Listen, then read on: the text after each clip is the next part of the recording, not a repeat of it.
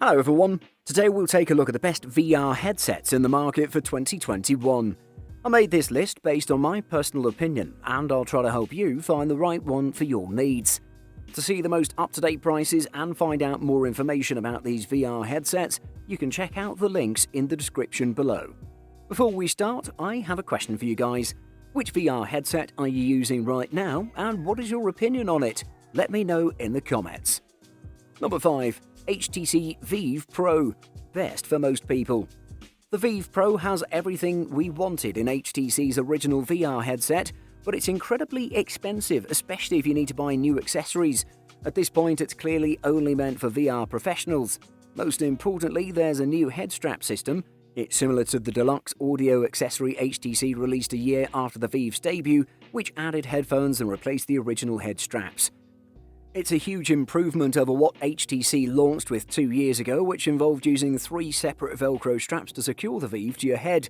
That was functional but incredibly clunky, and coupled with the additional weight of the original headset, tough to wear comfortably for extended periods. The Vive Pro, on the other hand, balances the weight of the headset well, similar to Sony's PlayStation VR. One of my favourite HTC Vive titles is Budget Cuts, a stealth assassination game that utilises the motion controllers and Portal mechanics. It's the only headset that's finished and isn't waiting for another hardware update or peripheral release. Its built-in headphones are also hard to miss. They have a generous amount of padding and can be adjusted easily.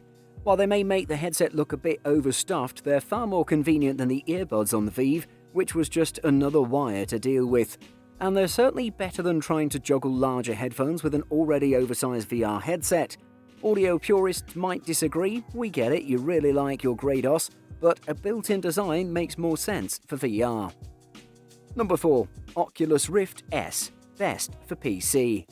When Oculus first started out as a company 3 years before debuting the Oculus Rift S, founder Palmer Luckey had a vision that virtual reality was headed for integrated mainstream fame. To that end, he kickstarted the Oculus Rift, one of the first head-mounted displays for VR. His production company Oculus would later make head-mounted displays, or HMDs, for Samsung, the Samsung Gear, but the Oculus Rift was smartphone agnostic, which meant that it could run without a smartphone slotted into the headgear. The minimum specs for VR are an Intel Core i3-6100, AMD Ryzen 3 1200, FX 4350 or greater processor, a graphics card that equals or surpasses an NVIDIA GTX 960 or AMD R9 290, at least 8GB of RAM, and a DisplayPort 1.2 or mini DisplayPort with included adapter. The Oculus Rift S improves on the previous Rift headset with a sharper screen and a camera array that doesn't require external sensors. The use of pass-through cameras on the headset is another big improvement. Instead of estimating where your obstacles are in the real world, to tell the VR headset where your boundaries are, you literally just look at the room around you through the headset's cameras. This makes it easy to change up your boundaries if, for instance, you keep accidentally smacking your hand on a table so hard your fingernail turns purple. Just hypothetically, of course. It's also great if you're taking the headset somewhere else or just to a different room. Number 3. Sony PlayStation VR. Best for PlayStation owners. PlayStation VR is an affordable introduction to quality VR. Many of the experiences aren't as crisp as the ones found on the Oculus Rift or HTC Vive, but for a system that uses a PS4 instead of an expensive PC gaming rig, we're not complaining. Plus, a recent price reduction makes it even more appealing. The word on the Sony street is that PSVR 2 will tie into the PlayStation 5 release, as the headset could take advantage of the new console's upgraded hardware. As for the headset itself, it's possible it could house an ultra-high resolution display that boasts 1001 pixels per inch. Fingers crossed. Sony is certainly serious about virtual reality. We've had solid evidence that it's committing a great deal of time and energy to VR development by the PlayStation VR games that have been released, and those yet to come. The PlayStation VR also has some well-known names coming to its software library. If you want to be specific about it, PlayStation VR can handle 1080p games on its 920 by RGB by 1080 OLED display at either 90Hz, meaning that the image refreshes itself 90 times per second, or at 120Hz, depending on the VR game or application. And for those concerned about latency, Sony says that PlayStation's VR response rate is locked in at around 18 milliseconds, which is about 0.002 seconds faster than the highest acceptable latency before you'd notice the lag in VR. Number 2. Valve Index Best High-End Headset. Gaming company Valve pioneered VR as we know it today, creating a sophisticated tracking system and prototyping several headsets. It runs the popular Steam VR platform and it's partnered with HTC on the Vive system. But until now, it hadn't actually produced a VR headset. For people who spend a lot of time in VR, this one offers solid visuals, thoughtful hardware design, and the coolest VR controllers on the market. Like several other companies, Valve is also experimenting with speaker-based audio systems. The Index features 2 speakers that look a lot like headphones, but they sit about an inch away from your ears, projecting sound without actually pressing against your head. That's very comfortable in long VR sessions, and it sounds richer and more realistically ambient than the Oculus Rift or Quest strap-based speakers. These headsets all share one basic problem though. Everybody can hear exactly what you're doing from several feet away. I'm willing to accept that sacrifice on a cheaper product, and you can always plug your own headphones into the Index.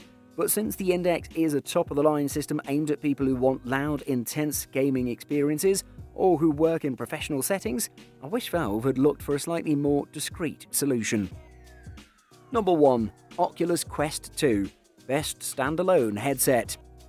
Following up the Oculus Quest wasn't going to be an easy task, but the Oculus Quest 2 improves upon its successor across the board. In fact, it's our pick for the best overall VR headset. The Quest 2 looks otherwise very similar to the Quest. It's a little smaller than its predecessor, but both headsets have the same rounded plastic front, each corner studded with an outward-facing tracking camera. With a slicker, more intuitive design, faster performance, and better resolution, the Oculus Quest 2 delivers the best VR experience you can have without needing a powerful PC or loads of cables. All Oculus Quest apps work on Oculus Quest 2, and for the time being at least, any new applications will be backwards compatible with the original Quest. The range of inventive ideas on show is delightful, though we'd still like to see a more consistent cadence to big game releases on the platform. It ditches the plain black of its predecessor and is 10% lighter, and the Quest 2's light grey design is highlighted by a black face strap and a quartet of camera sensors that make it look simple, fun and inviting all at once. Improved audio and overall specs boot further between the VR package. It's a wondrous experience losing yourself in the Quest 2, letting you really live within and feel connected to the games that you play. Buying guide. Space needs. One of the big features you're getting with high-end headsets is the ability to move or even walk through space. The standard way to do this, used by Oculus and Sony, is to put LEDs or some other set of markers on the headset, then track them with an external camera. This kind of positional tracking is very effective, but how far you can move in it depends on how much space the camera can capture. PlayStation VR mostly lets you lean, crouch and shift around. The Rift can let you move a few feet in any direction, though we've only seen this done with multiple tracking cameras. Resolution and refresh rate. Resolution and refresh rate go together. A good resolution wouldn't mean much if the refresh rate is terrible. For a fast-paced VR, 90Hz is the minimum requirement. If the game you're playing is not particularly intense, you can manage with 70Hz. When your VR headset takes too long to refresh, you'll begin to notice motion sickness. A field of view basically provides you an idea of how immersive a particular VR headset is. Controllers. Tethered headsets tend to be more focused on video games than the rest of the pool, and both the Oculus Rift and PlayStation VR make frequent use of gamepads. The Oculus Rift will ship with an Xbox One controller, which will be the primary method of using the system at launch. PSVR uses PlayStation 4 controllers for several experiences, but the thing that really sets these high-end headsets apart is their motion controllers, which let you do everything from play realistic virtual ping pong to paint in 3 dimensions.